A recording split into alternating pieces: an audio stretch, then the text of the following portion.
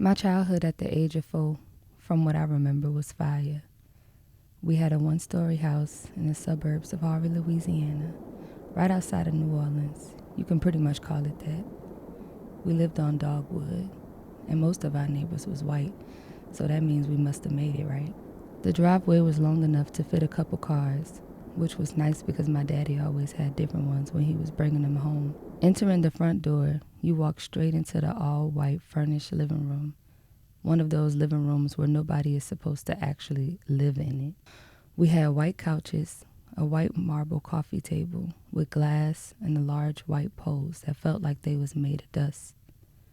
The long hallway behind the living room led to 3 bedrooms. Mine was the first one on the left. The walls was painted yellow with residue of black paint behind it. They thought I was going to be a boy. They named me Travis to match my daddy name, Tyrone. After my small little coochie came out, they had to redecorate my whole setup. My room was accented with the cartoon Sesame Street. Big Bird was smiling all over my room. Down the hall was my older sister's room. She had Minnie Mouse. I was always jealous of that. It was pink and girly, with a large, soft comforter that had Minnie Mouse big, sassy posing all over it. I was always in her room because she had a TV. Back then, we had a VCR with tapes. My favorite was the orange ones because that was Rugrats. I knew every episode by heart.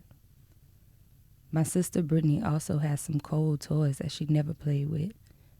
Barbie was my best friend, and I had plenty Barbies. But my sister had the pink drop-top convertible Barbie car, and in my head, that was mine. She was always outside or at cheer camp or staying with her friends at sleepovers, so she wasn't tripping.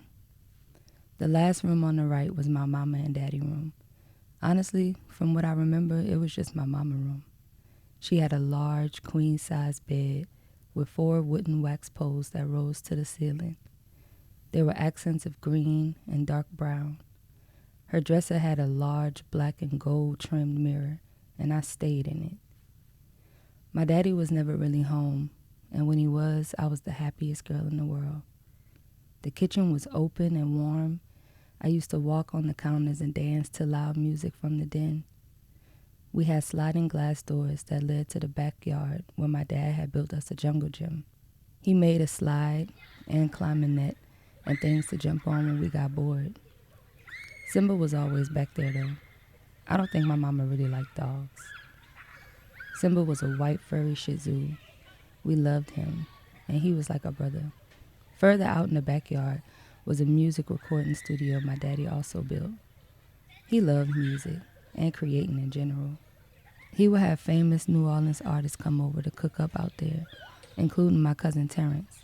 His producer name was Sinister, because he'd go crazy on a beat.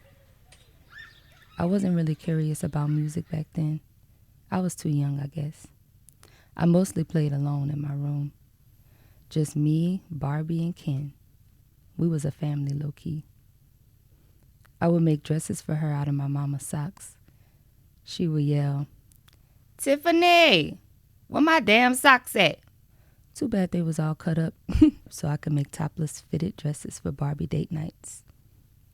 I had 36 dolls, but Elizabeth was my favorite one. She was flexible and had long hair until I cut it like I did all my Barbies. My mama had short red hair, and I was obsessed with it, so I wanted all my Barbie dolls to look like her.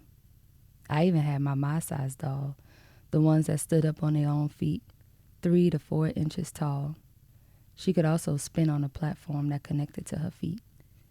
I played with her until I got tired of her every night. I slept with my mama every night too, since daddy wasn't really there.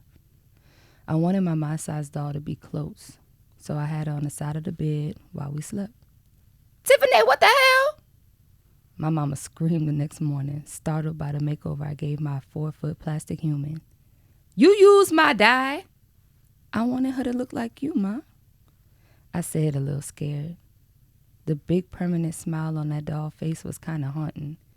Her hair was horribly cut into a pixie cut with red dye unevenly distributed all over her head. My mama's reaction made me a little nervous. I thought she was cute, but her panic and anger made me a little scared to look at it. I quickly picked up the doll and shoved her in the back of my sister's closet. That would be funny to see her trip out over. Tiff, Daddy coming today. My sister peeked into my room while I was privately playing with my dolls to tell me. Who daddy? Yearn? I said to be funny because we had different daddies technically. No, fool, Tyrone. She smacked her teeth.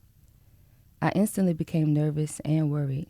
My daddy had been gone for so long, I would imagine he was working off show, like my mama said. But on Mad Day, her truth always came out. He was in jail again. We had been to visit him once, and it was the scariest thing I ever experienced. The jail was cold, dirty, and loud. We could only see him through a tiny window, and from my little 5-year-old eyes, he looked like a monster in a cage. That's not my daddy, I thought. But it was. Okay, he's coming today. I gotta clean up and mentally prepare. At this point, it felt like he was company coming over, not a person that lived with us. So I had to get my mind right. Hey, baby. He walked in with a big smile under his dark sunglasses. I looked at him as if I was looking at a picture talking to me. It was weird to see him free again. Daddy, me, and my sister always quickly went into our own world when he came home. He told us jailhouse stories and showed us Christmas cards he made with toothpaste.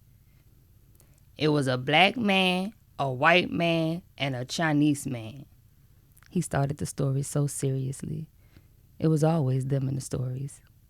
They consisted of those 3 men trying to win something or get out of a situation.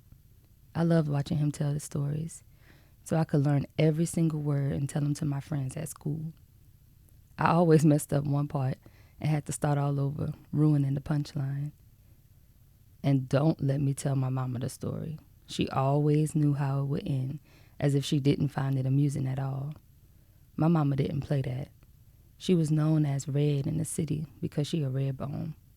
She's so light-skinned, I used to mistake her for a white woman every time I get picked up from school and see a similar car pulling up with a white woman driving it.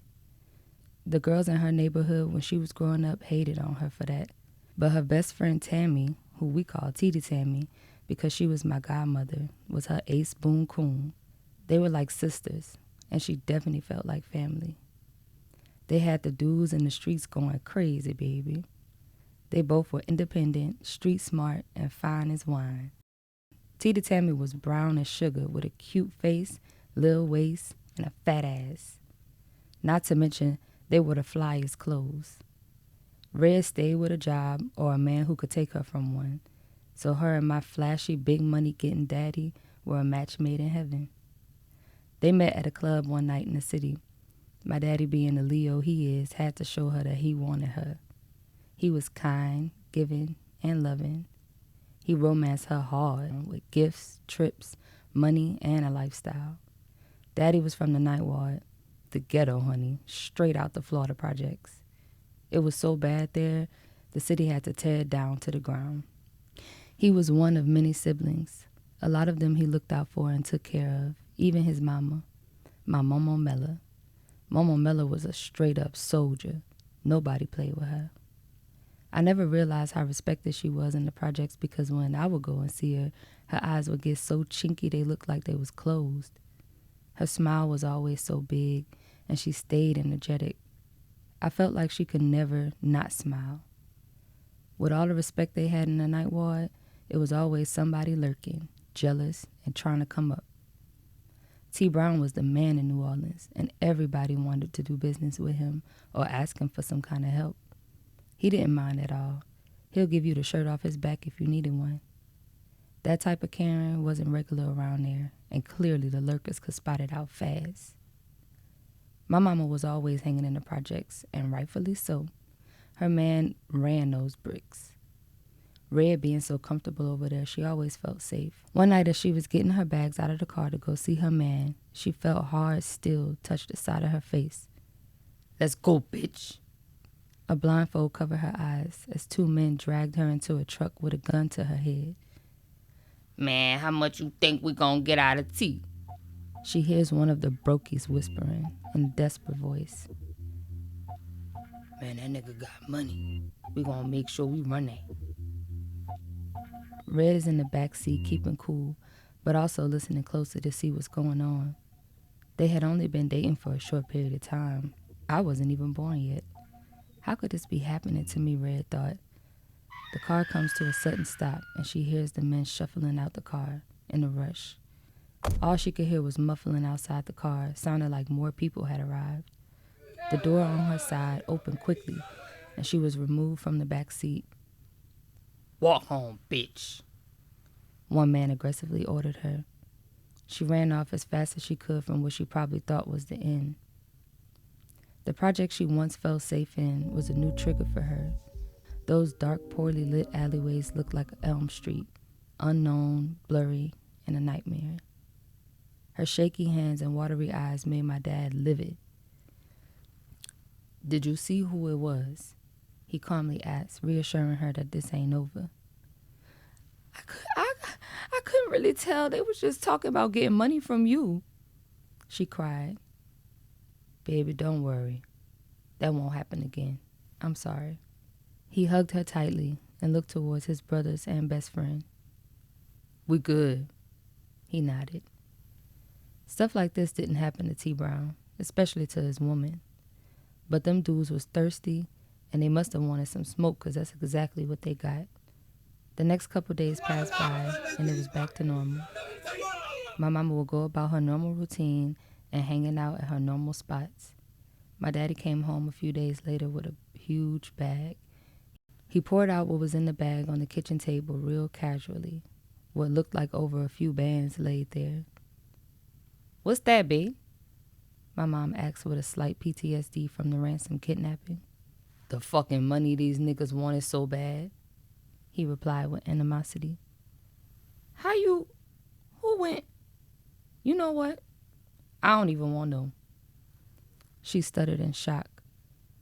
Once I came into the world and started to observe my family and the people around us, I would put two and two together most of the time. Somebody would do something stupid, then the same somebody would never be heard of again. Not in the projects, not in the city, just gone. I didn't think much of it because I was happy. My mama made me feel loved, my daddy made me feel safe, and my older sister made me feel protected.